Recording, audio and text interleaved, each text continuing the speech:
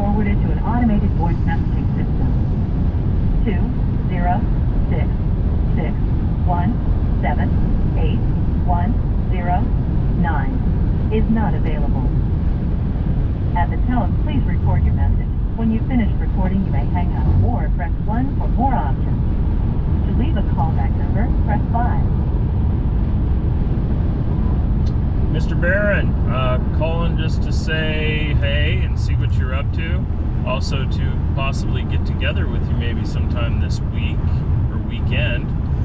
You can give me a call back right now. I'm commuting to the Mukilteo office. You know the number. We'll talk to you soon. Take care.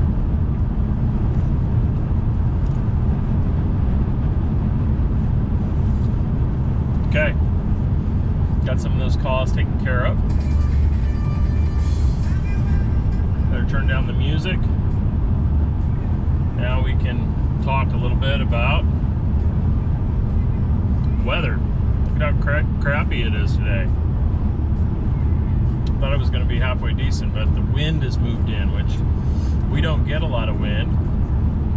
But when we do, it can be pretty strong, and it was blowing me around pretty bad back there in the valley. So I'm now coming up out of the valley, and I'm going into some clouds. So maybe I'm through the front, the weather front. Hopefully the winds will die down a little bit. Anyway, on my way down to Mukilteo. So today we're going to talk a little bit about bankruptcy. So I do a fair bit of bankruptcy cases, and people are getting on my calendar all the time to chat, share with me their situations and give my advice. So I'm happy to do the same for you. But let me just start at the beginning. So bankruptcy, of course, is a federal court process that allows people that are finding themselves way in over their heads with debt, and they're no longer able to meet their debt service payments, to seek relief from the court. So in many cases you can actually get out of almost all of your debts, especially in a Chapter 7 and if your income is low enough. So that's a good thing for people, because debts that are large and unmanageable, that can cause a lot of stress on anyone. So if you're in that boat, losing sleep, not sure how you're going to meet this month's payments, and also put food on the table and pay the rent or your mortgage, then it's probably time to start looking seriously at what your options are. Okay.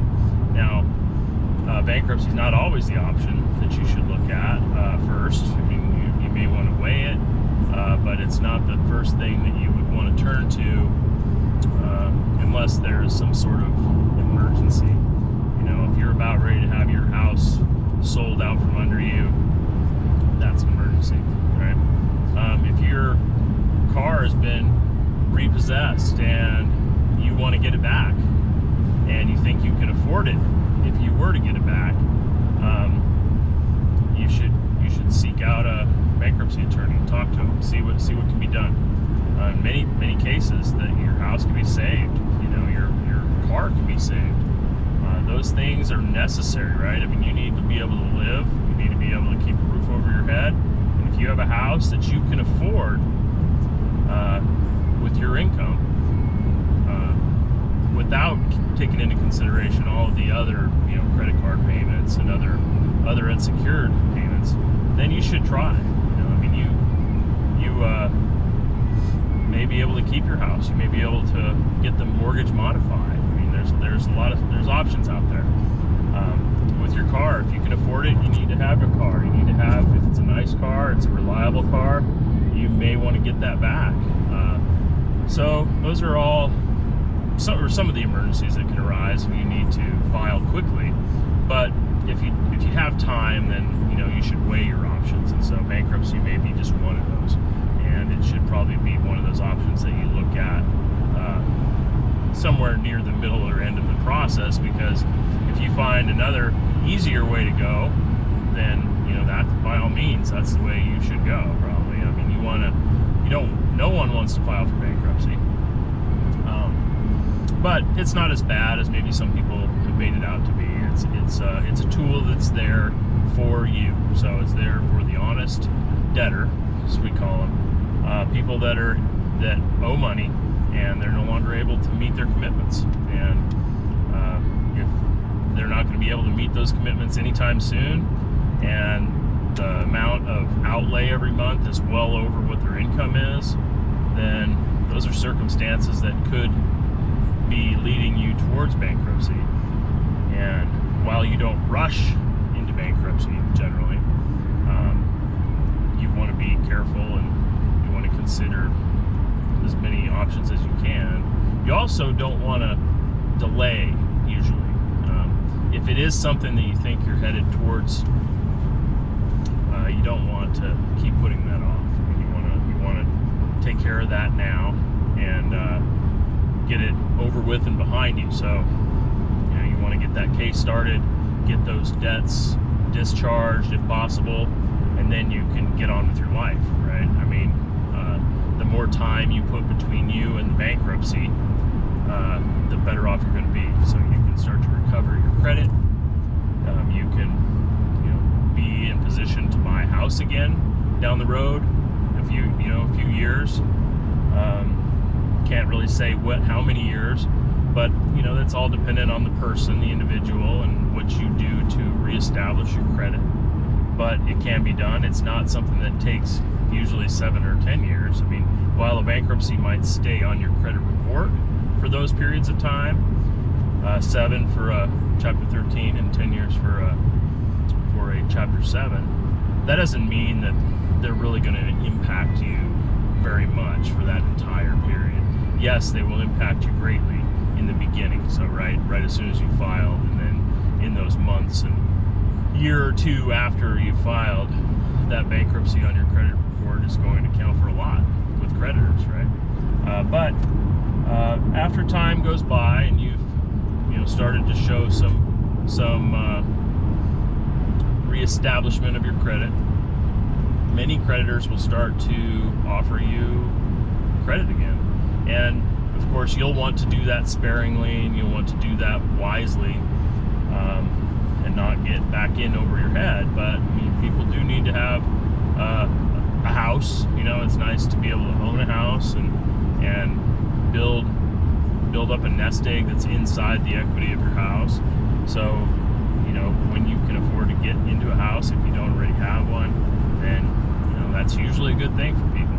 So you'll be able to do that after bankruptcy. So I just mentioned Chapter 13, Chapter 7. Those are the two main consumer bankruptcy chapters of the Bankruptcy Code. So Chapter 7 is the most commonly used.